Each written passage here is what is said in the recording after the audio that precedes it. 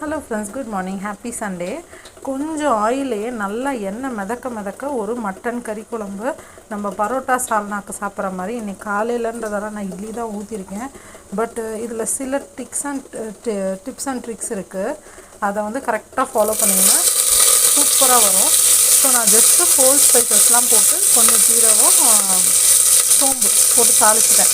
இது வந்து 2 பெரிய வெங்காயம், ரொம்ப பொடியாக வேணாம், நார்மல் சைஸில் கட் பண்ணி வச்சுருக்கேன். ஸோ இதை நம்ம ஆட் பண்ணிடலாம். நல்லா வதங்கணும், அதுதான் மெயினு. உப்பு போட்டு கருகக்கூடாது, பட் நல்லா ஈவனாக வதங்கணும் லோ ஃப்ளேமில். மதுரை சால்னா பண்ணுறதுக்கு ஃபஸ்ட் பாயிண்ட் வந்து கருவேப்பிலை ஃப்ரெஷ்ஷாக இருக்கணும், இல்லைனா அது ஒரு மாதிரி ஃப்ளேவர் நல்லா இருக்காது. ஸோ ஃப்ரெஷ்ஷான கருவேப்பிலை நிறையா போடணும். 2வது வந்து மீடியம் ஃப்ளேமில் நல்லா ஆனியன் வந்து வதங்கணும் கருகாமல். 3வது பாயிண்ட்டு ஃப்ரெஷ்ஷாக இஞ்சி பூண்டு பேஸ்ட் அரைக்கிறது. வீட்லேயே நம்மக்கிட்ட ஸ்டோர் பண்ணி இருந்தாலுமே இது ஃப்ரெஷ்ஷாக அரைக்கும் போது அந்த ஃப்ளேவர் நல்லாயிருக்கும். இது 3rd பாயிண்ட்.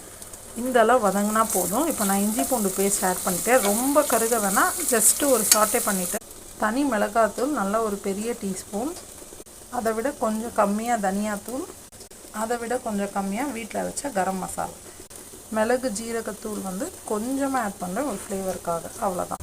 அந்த எண்ணெயிலே வதங்கினோன்னே ஒரே ஒரு தக்காளி மட்டும் கொஞ்சம் பொடியாக கட் பண்ணி ஆட் பண்ணி, இப்போது 1/4 கிலோ மட்டன் வந்து கொஞ்சமாக உப்பு மஞ்சத்தூள் போட்டு நல்லா க்ளீனாக வாஷ் பண்ணி வச்சுருந்தேன். அதை ஆட் பண்ணி நல்லா அது சூடாகணும், அது வரைக்கும் வதக்கிக்கலாம். இந்த ஸ்டேஜில் 1 டீஸ்பூன் தேங்காய் எண்ணெய் இருந்தால் ஆட் பண்ணிக்கோங்க. அது ஆப்ஷனல் தான், ஆனால் ஃப்ளேவர் ரொம்ப செமையாக இருக்கும்.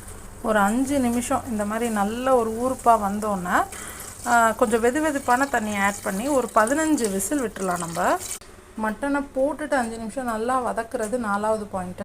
மிக்சியில் அரைக்கிறதுக்கு ஃப்ரெஷ்ஷாக எடுத்த தேங்காய், கொஞ்சம் பட்டை, ஒரே ஒரு ஏலக்காய், கொஞ்சமாக பொட்டுக்கடலை. நான் வந்து கேஷ்யூ இதெல்லாம் ஆட் பண்ணல, கசகசாலாம் ஃபேட்டுன்ட்டு, வேணால் நீங்கள் ஆட் பண்ணிக்கலாம், அது இன்னுமே நல்லாயிருக்கும்.